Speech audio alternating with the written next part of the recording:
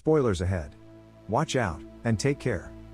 The movie begins on Plymouth Island. Captain Baker Dill sails his ship, the Serenity, to try to catch an evasive giant yellowfin tuna named Justice.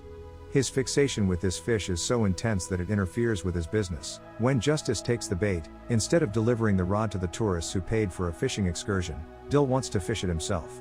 Dill threatens the tourists with his knife for attempting to remove the rod from him, leading them to refuse to pay for the excursion. Nevertheless, despite much patience and struggle with the line, Justice still escapes. Reed is watching the whole thing from the shore, wanting to get to Dill so badly that he crosses the water in a suit, but he goes overlooked. The tourists leave without paying at the end of the journey. Duke is concerned that he will not be paid today, but Dill knows how to earn some cash. He pays a visit to his friend Constance, and after they have some fun, she lends him the money he requires. Dill seizes the opportunity to inquire about her son, as he is considering firing and replacing Duke. After that, Dill walks to Jack's bar for a drink before paying Duke.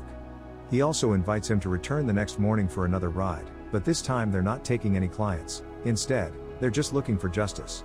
Duke believes it's reckless to spend gas on a pleasure trip when they're strapped for cash. Dill gets home in the evening. While drinking, he talks about his son's memories, apologizing for not catching the fish again. At the same time as Dill recalls the days he spent fishing with his children. His son Patrick is at his mother's house, looking through images of his father and recalling similar memories. Dill drives his vehicle to the docks the next morning, unaware that Reed is staring at him from a passing bus. When Dill and Duke return to the island, he accuses Duke of giving him bad luck since his wife died. Dill fires Duke and the latter leaves. Dill goes to Jack's for a drink in the evening, and Jack suggests that Dill see a therapist. Karen, Dill's ex-wife, whom he hasn't seen in years, abruptly interrupts their talk. Karen addresses Dill as John and requests a private meeting space. Dill drives Karen to his boat while Constance watches from her window. Karen concedes that Dill was correct. Her new husband continued drinking and grew violent, assaulting her and Patrick. Dill advises her to get a divorce, but she cannot do so because her husband is a powerful man with numerous connections who will not let her go.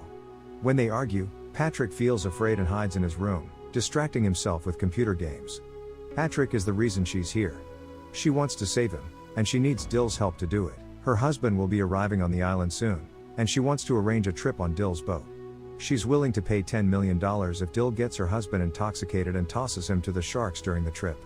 Dill can't believe what he's hearing and pushes Karen out before sailing away, missing Reed as he runs toward the shore. Constance is waiting for Dill when he arrives home in the morning with a large number of fish to sell. She is curious about Karen, but Dill refuses to answer her questions and instead goes for a swim in the sea. Dill begins hearing voices as soon as he falls into the waves, including Karen's husband cursing at her and Patrick telling him there's something he needs him to accomplish. Patrick is also swimming with him, but when Dill tries to reach out to him, he wakes up at his table and touches the wet surface.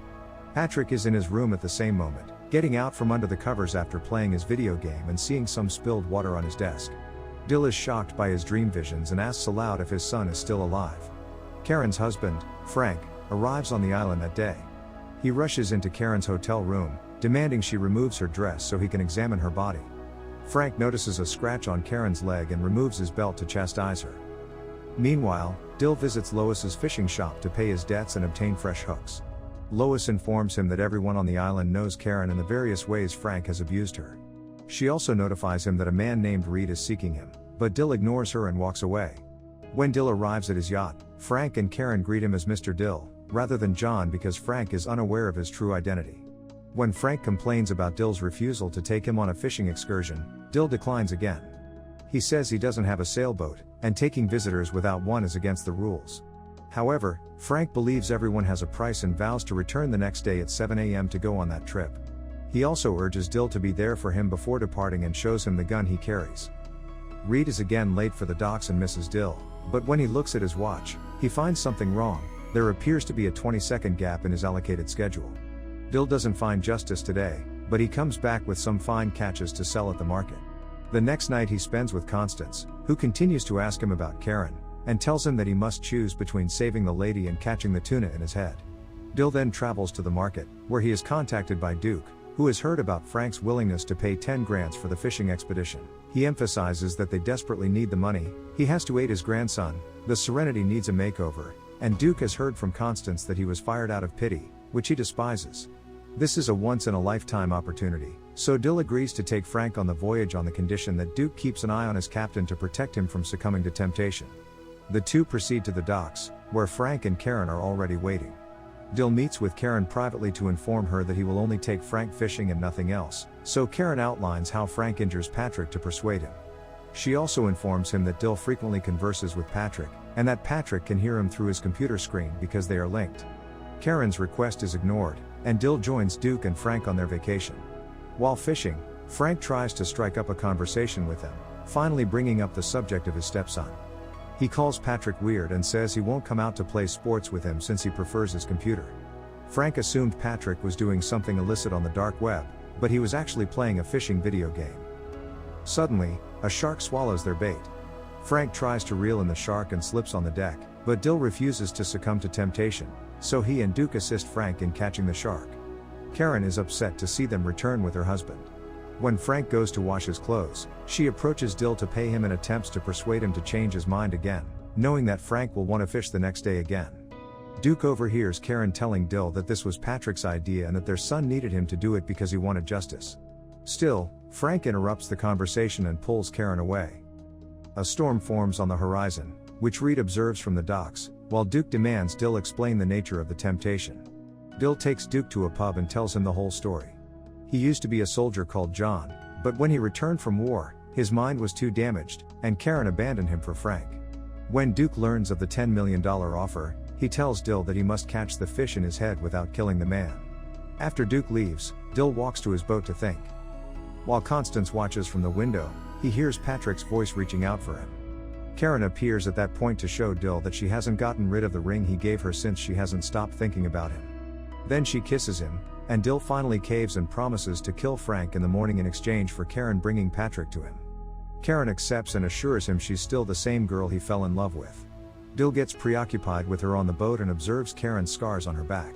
Later, Dill kicks Karen out as soon as they finish. He then begins talking to Patrick because he can hear him, and he promises his son that he will do this for him so he can finally step outdoors.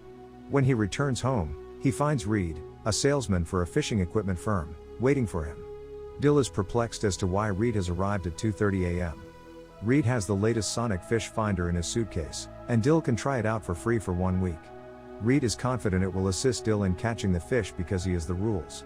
Dill is even more perplexed when Reed begs him to catch the fish but not murder that man, so he threatens Reed with his knife until he reveals why he knows so much. While Patrick continues to play on his computer, Reed says that he's only playing his part of the game since that's Plymouth Island. A game with several options, one of which is fishing, which is the creator's favorite.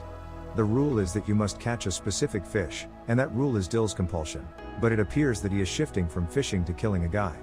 Since the regulations state that no one dies on Plymouth Island, he is perplexed as a representative of the existing program as to why the creator has changed the rules.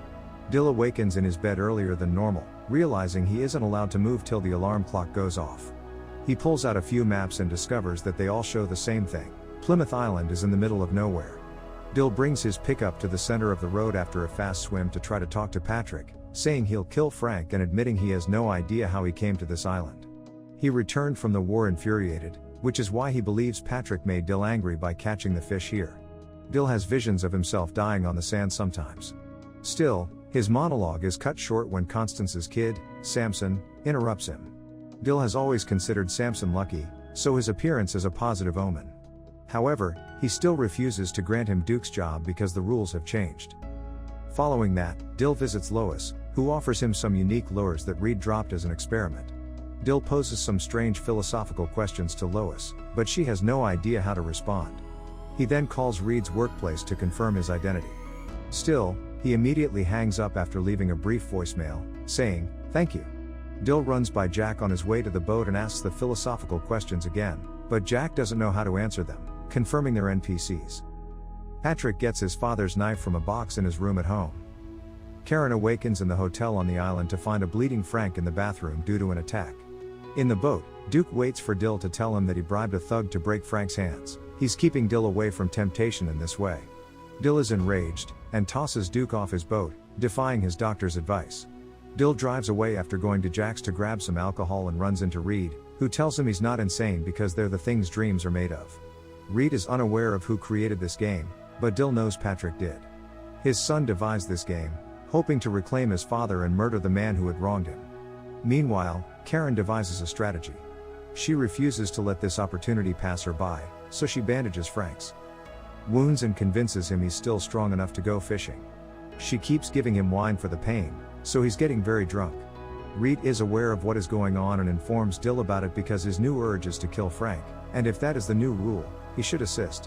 While Constance and Duke look on, Dill returns to the boat and meets with Karen, who promises to get rid of Frank's rifle. The company boards the boat, and while Dill is getting everything ready to fish, he discovers Samson has stowed away. They can't just throw Frank into the ocean while the boy looks on, but happily, a solution arrives in the form of Justice taking the bait. Dill realizes that he must choose between the fish and the lady, so he hands over the rod to Frank, who is too weak to manage such a dangerous monster and is dragged into the water by Justice, making it appear as if it was an accident. Patrick hears Frank yell at Karen simultaneously, so he leaves his room with his father's knife, only to return a moment later with blood on his hands. The story of Patrick murdering Frank quickly spread throughout the country. Karen's explanation of self-defense against Frank's abuse is covered in the novel, as is Patrick's real father's death during the war. Patrick hasn't spoken anything since the murder and has withdrawn within himself. On the island, Karen claims that both she and Patrick still love Dill and that he will be reunited with his son one day. After Karen vanishes, Dill picks up a ringing public phone and calls Patrick, who offers to adjust the game so that he may see him. Patrick is sitting in a cell when he notices the surroundings around Dill shifting. He reappears on the island seconds later to reconnect with Dill, and the father and son may now go fishing together again. The end. Thank you for watching. Subscribe if you'd like to see more videos like this. Turn on the notifications, and leave a like to help the channel out.